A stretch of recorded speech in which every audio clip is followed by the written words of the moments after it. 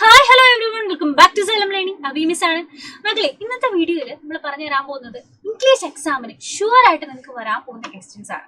So ഈ ഒരു video നിങ്ങൾക്ക് യൂസ്ഫുൾ ആയതുകൊണ്ട് തന്നെ നിങ്ങൾ എന്ത് ചെയ്യുക, സ്കിപ്പ് ചെയ്യാണ്ട് ആദ്യം തൊട്ട് അവസാനം വരെ കാണുക ആൻഡ് നിങ്ങളുടെ ഫ്രണ്ട്സിനെ ഷെയർ ചെയ്ത് കൊടുക്കുക. അപ്പോൾ ഇതാ മിസ്സിന്റെ പേര് അഭിരാമി എന്നാണ്, നിങ്ങൾക്ക് അബി മിസ് എന്ന് വിളിക്കാം.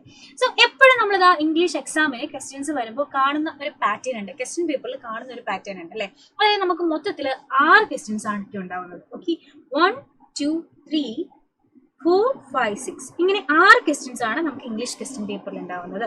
അതിൽ ആക്ടിവിറ്റി നമ്പർ 1 എന്ന് പറയുന്നത് കമ്പൽസറി ആക്ടിവിറ്റി ആണ്. ഓക്കെ, ഈ ഒരു ആക്ടിവിറ്റി നമുക്ക് സ്കിപ്പ് ചെയ്യാൻ പറ്റില്ല. ഈ ഒരു ആക്ടിവിറ്റി നമ്മൾ ആൻസർ ചെയ്തേ പറ്റുള്ളൂ. മിച്ചമുള്ള 2 മുതൽ 6 ആക്ടിവിറ്റീസിൽ ഇഷ്ടമുള്ള 4 എണ്ണം നമ്മൾ ആൻസർ ചെയ്താൽ മതി. അതിൽ നമുക്ക് പ്രോപ്പർ എന്ന് പറയുമ്പോൾ നമുക്ക് പ്രോപ്പറായിട്ട് അറിയുന്ന അല്ലെങ്കിൽ കറക്റ്റ് ആയിട്ട് നമുക്ക് ഫുൾ മാർക്ക് വാങ്ങാൻ പറ്റും, എഴുതാൻ പറ്റും എന്ന് ഉറപ്പുള്ള ഏതെങ്കിലും 4 ആക്ടിവിറ്റി നിങ്ങൾക്ക് സെലക്ട് ചെയ്യാം. ഒരെണ്ണം ഇപ്പൊ നിങ്ങൾക്ക് അറിയില്ല അല്ലെങ്കിൽ ഇത്തിരി പാടാണെന്നുണ്ടെങ്കിൽ അത് നമുക്ക് സ്കിപ്പ് ചെയ്യാം. ബാക്കി 4 എണ്ണം നമ്മൾക്ക് സെലക്ട് ചെയ്താൽ മതി, ഫുൾ മാർക്ക് നമുക്ക് കിട്ടും. സോ അങ്ങനെ ഒരു ഓപ്ഷൻ നമുക്കുണ്ട്. ബാക്കിയുള്ള 2 മുതൽ 6 ആക്ടിവിറ്റി ഇഷ്ടമുള്ള 4 എണ്ണം നമുക്ക് സെലക്ട് ചെയ്താൽ മതി. പക്ഷെ ഫസ്റ്റ് ആക്ടിവിറ്റി എന്ന് പറയുന്നത് നമുക്ക് കമ്പൽസറി ആണ്. ബാക്കിയുള്ള ആക്ടിവിറ്റീസ് നമുക്ക് സെലക്ട് ചെയ്യാനായിട്ട് ഓപ്ഷൻസ് ഉണ്ട്. ഇനി ഫസ്റ്റ് ആക്ടിവിറ്റി എന്താണ് വരാൻ പോകുന്നത്? കമ്പൽസറി ആണെന്ന് പറഞ്ഞു, ബാക്കിയുള്ളതാണ് നമുക്ക് ഓപ്ഷൻസ് ഉള്ളത്. ഫസ്റ്റ് കമ്പൽസറി ആയിട്ടുള്ള ആക്ടിവിറ്റി എന്ന് പറയുന്നത് മിസ് ഇപ്പോഴേ പറഞ്ഞുതരാം, പാസേജ് ടൈപ്പ് ഓഫ് ക്വസ്റ്റ്യൻസ് ആയിരിക്കും. അല്ലാന്നുണ്ടെങ്കിൽ ഒരു പോം തന്നിട്ട് അതിനെ ബേസ് ചെയ്തിട്ടുള്ള ക്വസ്റ്റ്യൻസ് ആയിരിക്കും. 100% ഷുവർ ക്വസ്റ്റ്യൻ ആണ്. ഈ ക്വസ്റ്റ്യൻസ് ആയിരിക്കും നിങ്ങൾക്ക് ക്വസ്റ്റ്യൻ പേപ്പറിൽ കാണാൻ പോകുന്നത്. അതായത് നമുക്ക് പുറത്തുനിന്ന് ഒരു പാസേജ് തരും, അല്ലാന്നുണ്ടെങ്കിൽ നമുക്കൊരു സ്റ്റോറി തരും, അല്ലാന്നുണ്ടെങ്കിൽ നമുക്കൊരു പോം തരും.